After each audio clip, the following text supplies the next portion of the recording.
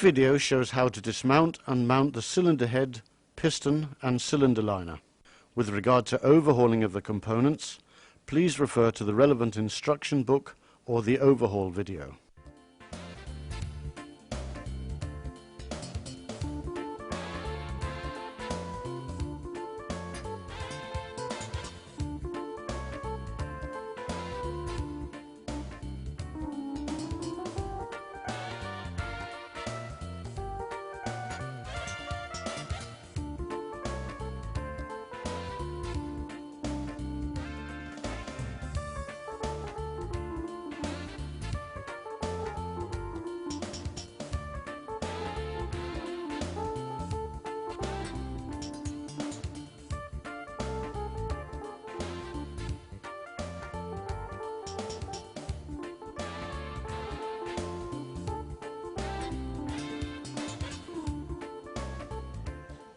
Remove the rocker arm top cover and the covers giving access to the injection pump.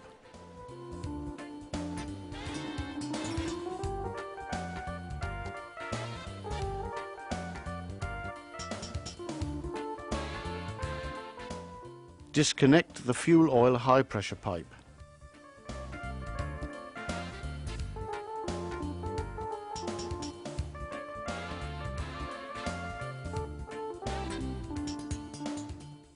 Disconnect the rocker arm lubricating pipes.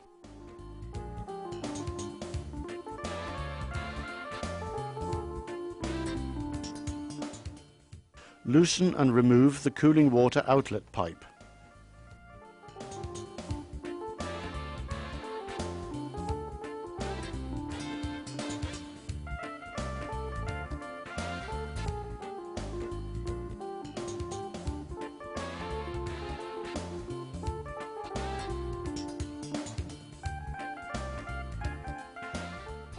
Remove the exhaust pipe flange screws.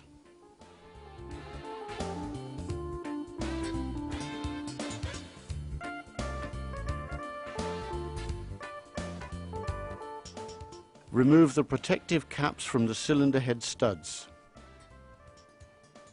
Clean the threads and grease with Monocoat or a similar product.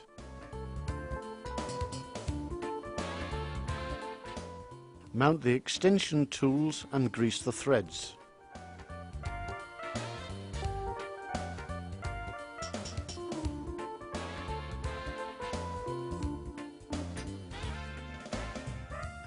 Mount the spacers in such a way that the Tommy bar can be applied through the slots when the nuts are to be loosened.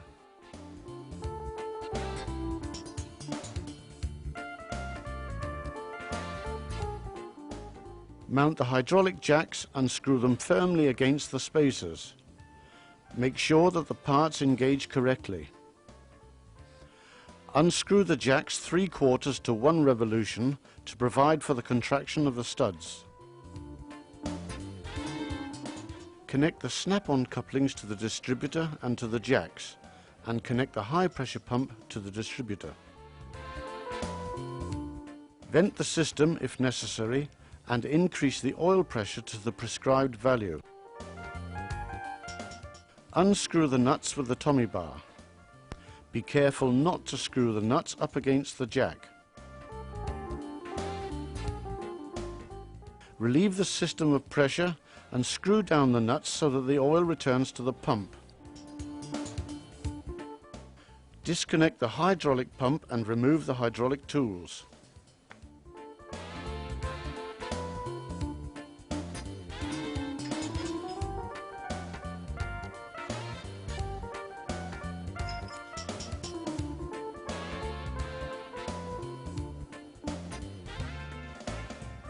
Remove the cylinder head nuts. Place the lifting tool on the cylinder head and fasten it by means of the 2 screws. Attach the hook to the lifting tool and lift the cylinder head away.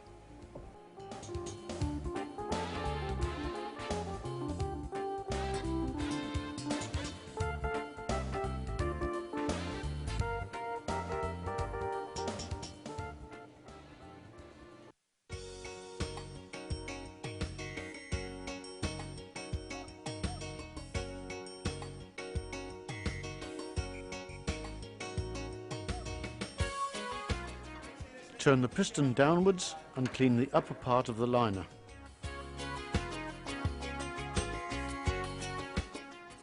Place a used piston ring on the top of the piston.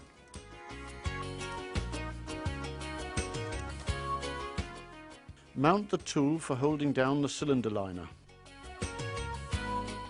Turn the piston upwards and push the flame ring out of the liner.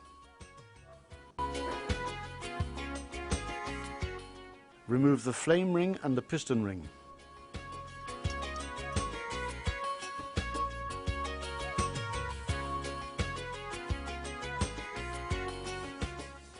Clean the upper part of the liner. Turn the crank throw concerned to a position approximately 50 degrees before top dead center. Clean the threaded hole in the top of the piston. Mount the tool for holding down the cylinder liner.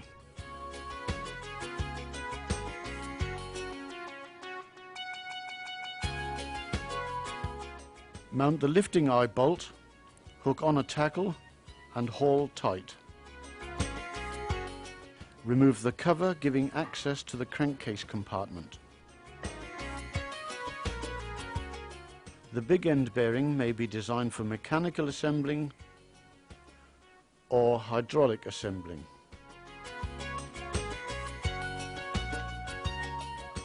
Loosen the connecting rod screws and remove one of the uppermost screws. Mount the guide pin and insert a screwdriver or the like into the guide pin hole.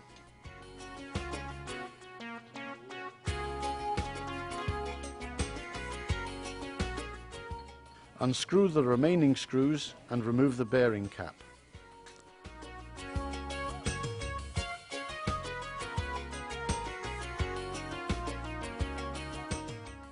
Remove the guide pin.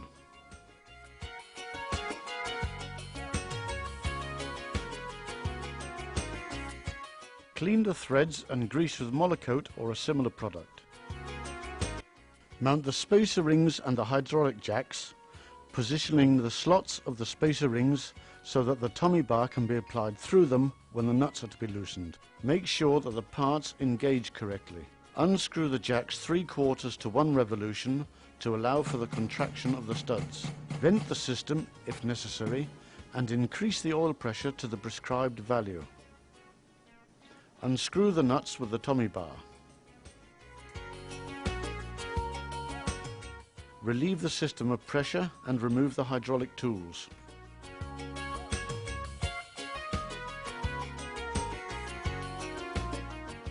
Unscrew the nuts and remove the bearing cap.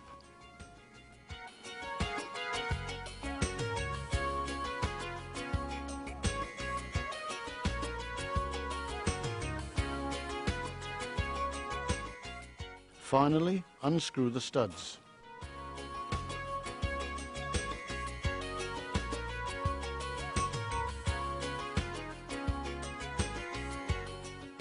Push the connecting rod clear of the crank journal and lift the piston and connecting rod.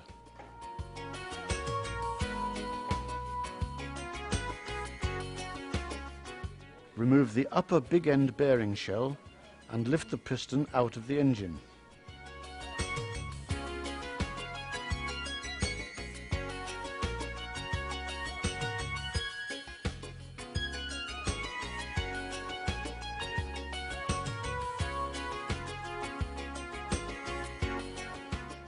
Land the piston on wooden planks and mount the bearing cap so as to protect the joint faces.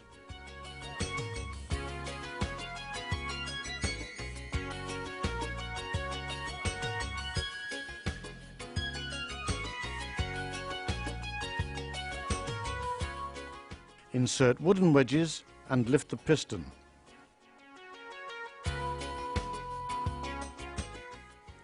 Remove the Seeger sear clip and piston pin and lift away the connecting rod.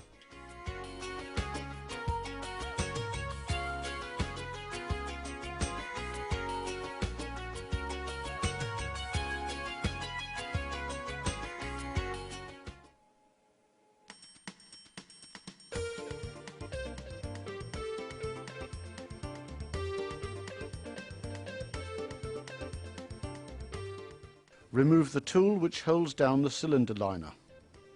Loosen and remove the screws which secure the cooling jacket to the engine frame. Lift the cooling jacket off the engine and remove the cooling water connections.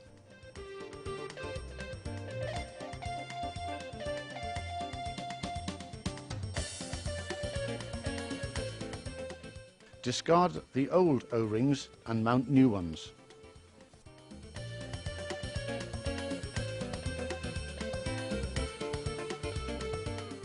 Clean the sealing surfaces with emery cloth and cleaning fluid.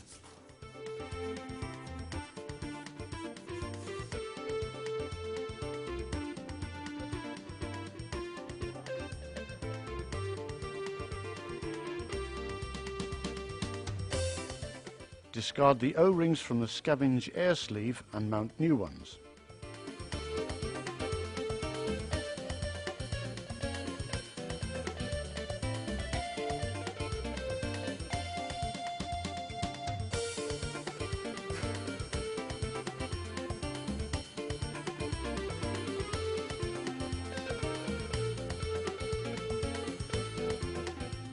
Remove and discard the O-ring on the underside of the cooling jacket.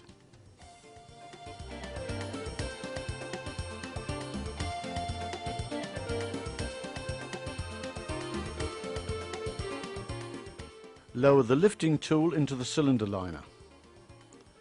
To ensure the correct remounting, make sure that matching marks have been made on the liner and on the frame. When the lower crosspiece is in place, tighten the tool until it abuts against the cylinder liner.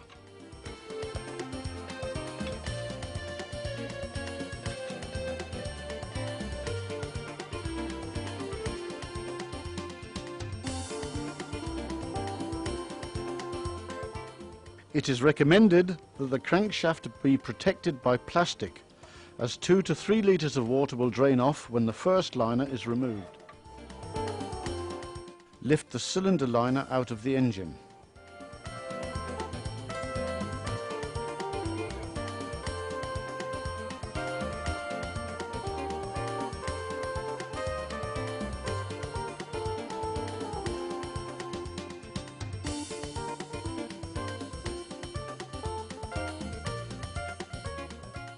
Use a chisel and a hammer to loosen the sealing ring.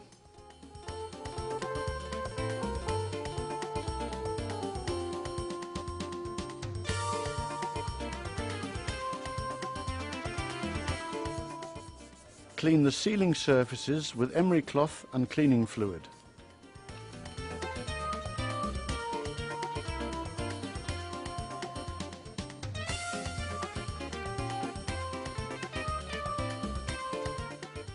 Clean and check the condition of the wear ring in the bottom of the frame. If necessary, exchange the wear ring. Finally, remount the sealing ring between liner and frame, or, if necessary, mount a new ring.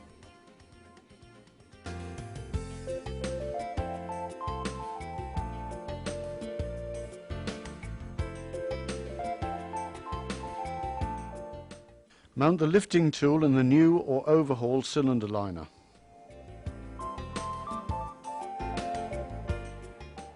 Lift the liner and clean the O-ring grooves.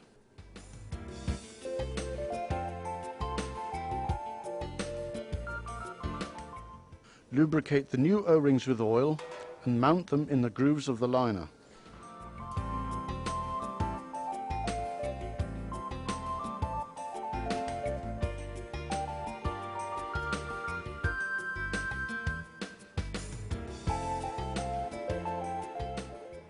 Lower the liner carefully into the engine frame.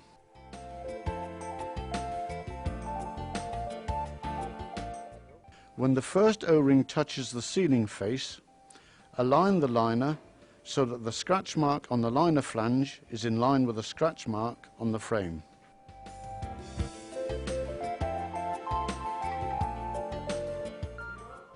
When the liner has been lowered fully home into the frame, remove the lifting tool. Fit a new sealing ring in the groove on the top of the liner.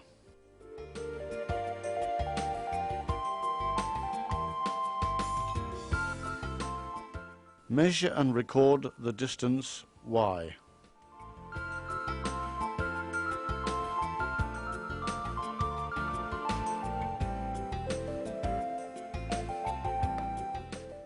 Lubricate the cooling water connections with oil and mount them in the engine frame. Mount a new O-ring in the groove on the underside of the cooling jacket. Mount the cooling jacket and tighten it to the cylinder frame by means of the Allen screws.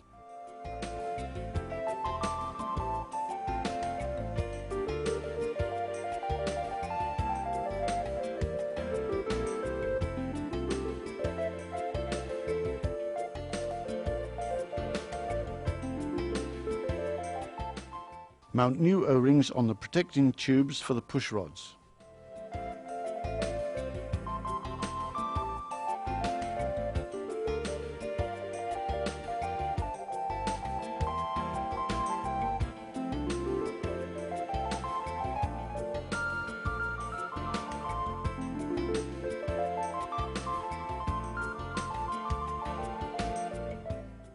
Lubricate the scavenge air sleeve with oil and mount it in the cooling jacket. Finally, mount the push rods.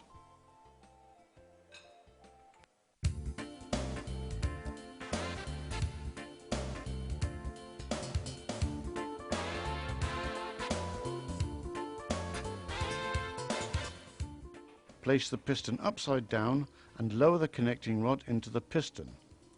Make sure that the ST marking on the piston crown points in the same direction as the bearing cap.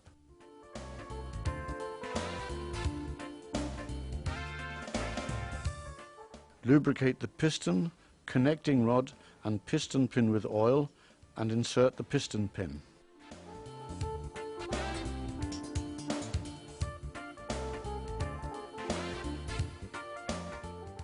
Mount the Seeger circlip and ensure that it engages correctly in the groove.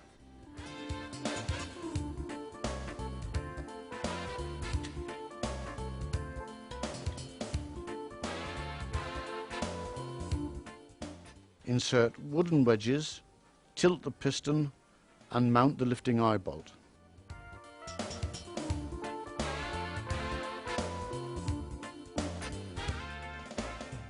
Always use new piston rings and a new scraper ring. Fit the rings in accordance with the markings shown on this sketch. Assemble the coil spring in the lowermost groove. Assemble all rings so that the numbers face upwards. Fit the scraper ring so that the ring joint and spring joint are offset approximately 180 degrees. Use the special piston ring opener when fitting the piston rings. The piston rings may be permanently distorted if the ring opener is not used.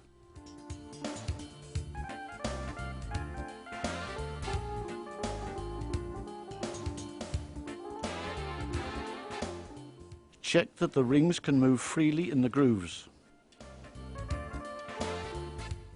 Ascertain correct assembling by checking that the face of the rings can be pressed inside the groove edge. To confirm the vertical clearance, insert a feeler gauge of adequate thickness and move it all the way round. Finally, offset all the ring joints approximately 180 degrees to prevent gas leakage.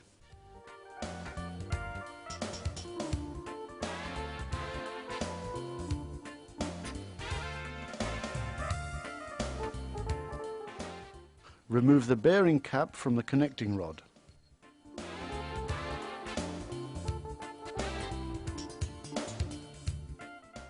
Mount the guide ring on top of the cylinder liner. The guide ring for liners with a flame ring is provided with a protrusion. Lubricate the guide ring with oil in order to minimize the friction.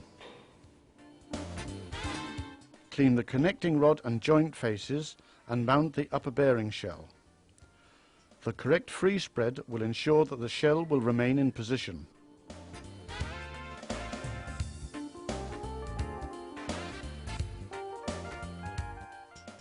Lubricate the piston, piston rings and scraper rings and lower the assembly into the cylinder liner.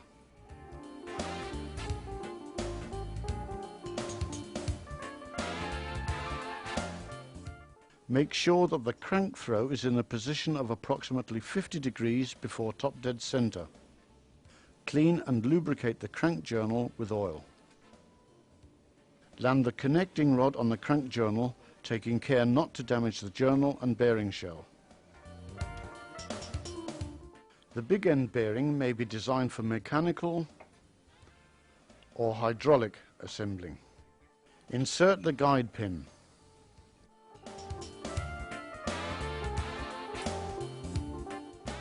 Mount the bearing shell in the bearing cap and coat the joint faces with Molykote or a similar product.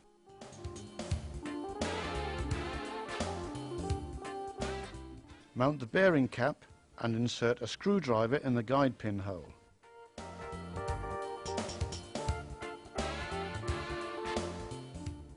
Lubricate and mount the screws and remove the lifting tool from the piston.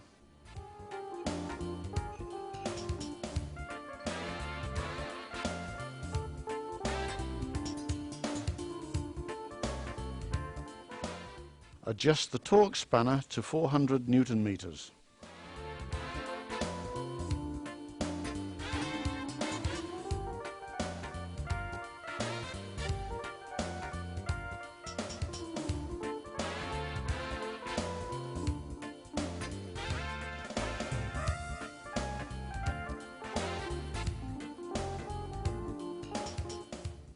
Using an initial torque of 400 Newton meters, tighten the screws in the tightening sequence shown.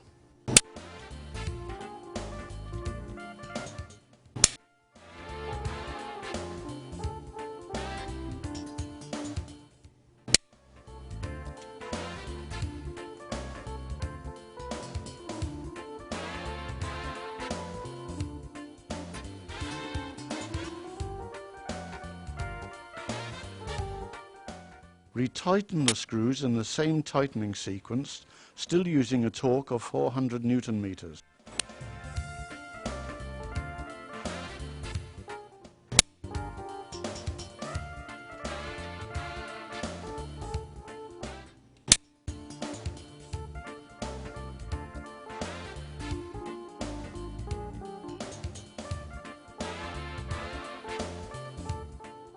Mark the 4 screws of the bearing cap with a felt-tipped pen.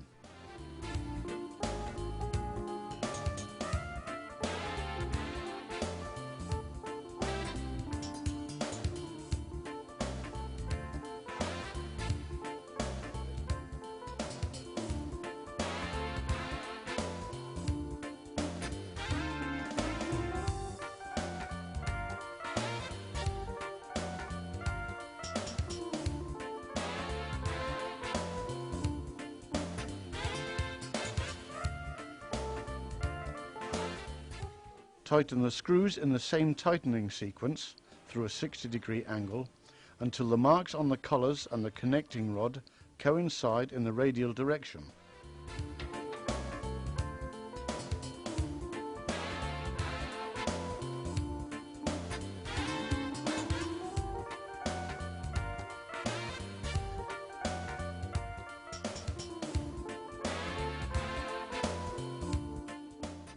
Adjust the torque spanner to 700 Newton meters. Check the tightness of the screws. If the screws cannot be tightened further at this torque, they have attained their correct tightness.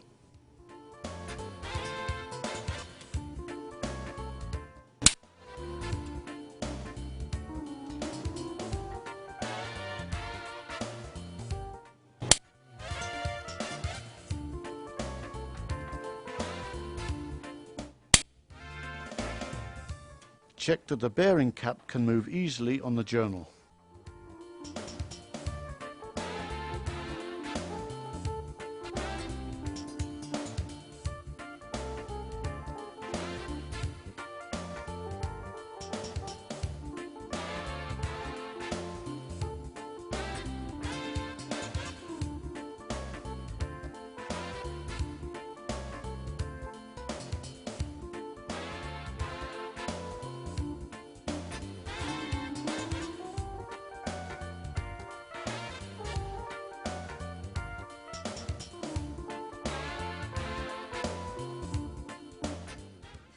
Lubricate and mount the studs on the connecting rod.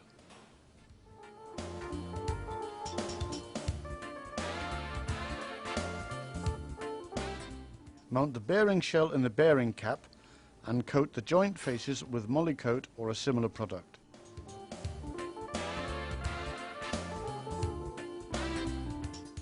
Mount the bearing cap and lubricate the threads with Molykote or a similar product.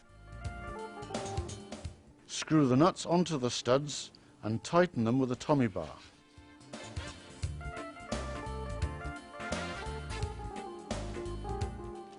Remove the lifting tool from the piston. Mount the hydraulic tools. Make sure that the parts are correctly engaged.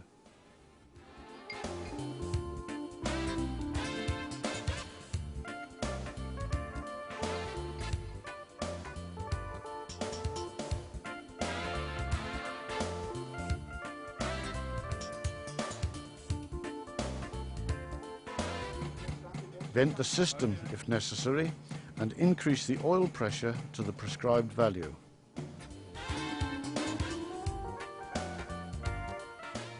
Tighten the nuts with a Tommy bar.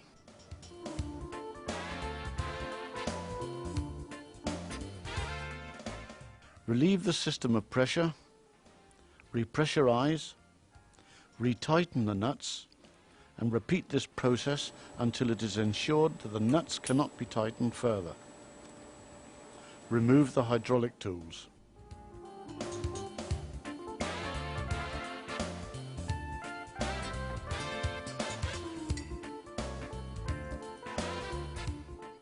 Check that the bearing cap can move easily on the journal.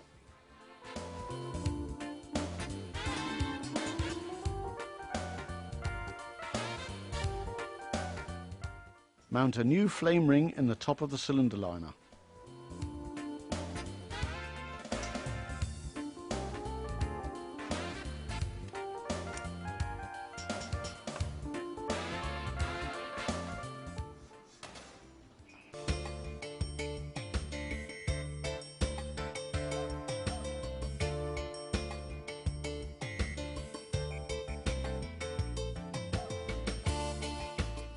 Lubricate new O-rings with oil and mount them in the grooves in the lower part of the cylinder head.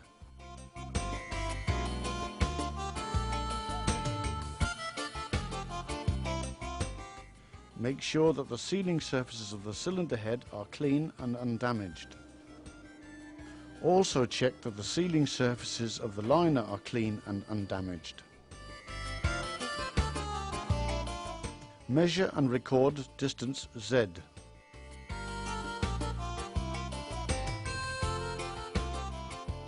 To ensure that the sealing between the cylinder head and the liner is correct, Y minus Z must be more than 0.5 mm.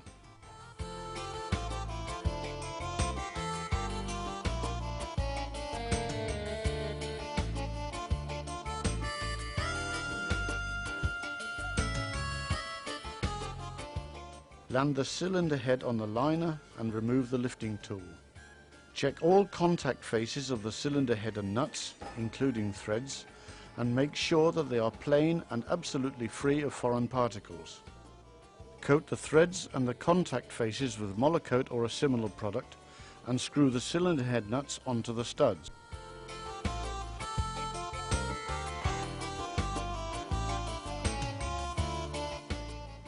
Tighten the nuts with a Tommy bar. Make sure that the nuts bear on the entire circumference of the contact surface. Knock a wedge in between the cylinder head and exhaust pipe and insert a new gasket and the screws, but do not tighten the screws as yet.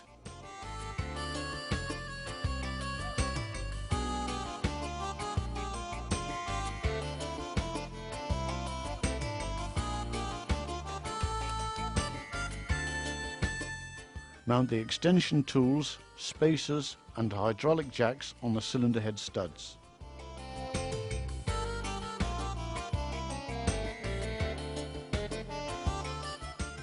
Make sure that the parts are correctly engaged and ensure that the Tommy bar can be applied through the slots of the spacers. Connect the hydraulic high pressure pump and vent the system if necessary. Tighten the venting screws when oil without air bubbles is emitted. Increase the pressure to the prescribed value and tighten the nuts with a tummy bar.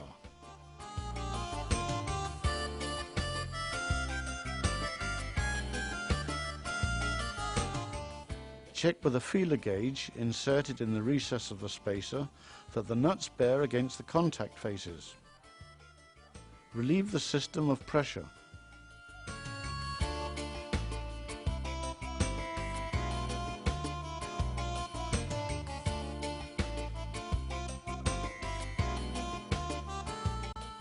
Screw the nuts down so that oil returns to the pump and remove the hydraulic tools.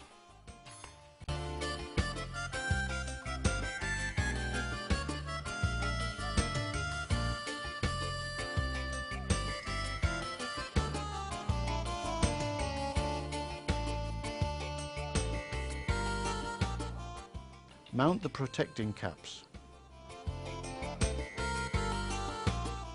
Insert and tighten the remaining screws of the exhaust pipe and mount the cooling water connection.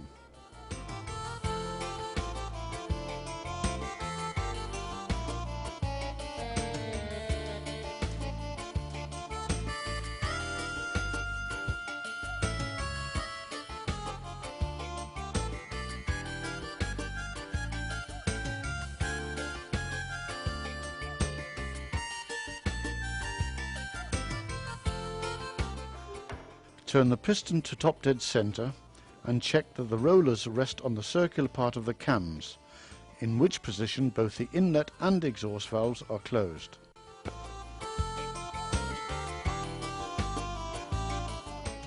Loosen the adjustment screws on the rocker arm and on the valve bridge of the inlet valve. Insert the 0.4mm feeler gauge marked correct between the spindle and valve bridge nearest the rocker arm bracket.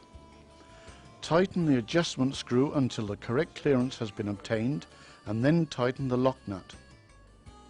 Leave the feeler gauge in position and insert another 0.4mm feeler gauge between the second spindle and valve bridge. Tighten the adjustment screw until the correct clearance has been obtained and tighten the lock nut. Check simultaneously that the clearance is correct at both valve spindles. Finally, make sure that the 0.5mm feeler gauges marked incorrect cannot be inserted between the spindles and bridge.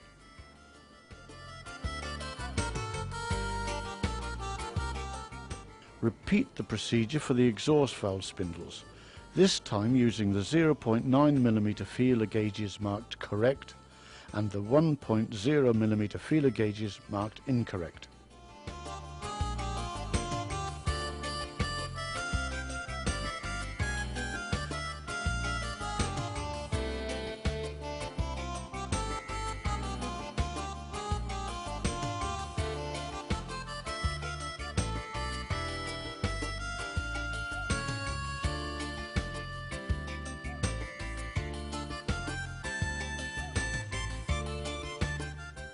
Lubricate the fuel oil high pressure pipe with Monocoat or a similar product. Fit the pipe and tighten the union nut to the torque stated in the instruction book under Data for Torque Moment. Fit the lube oil pipes.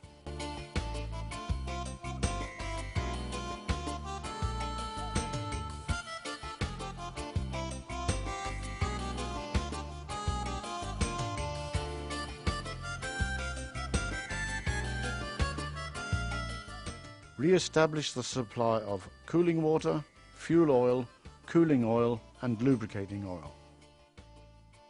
Prior to startup, check for cooling water and oil leakages and check the oil flow.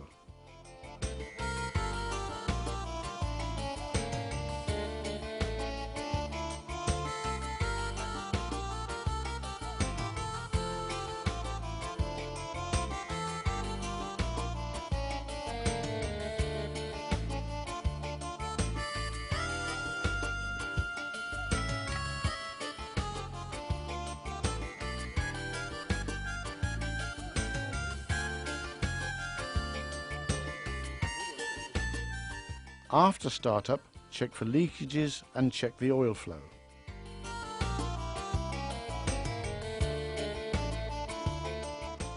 Fit a new gasket and mount the cover for the rocker arms.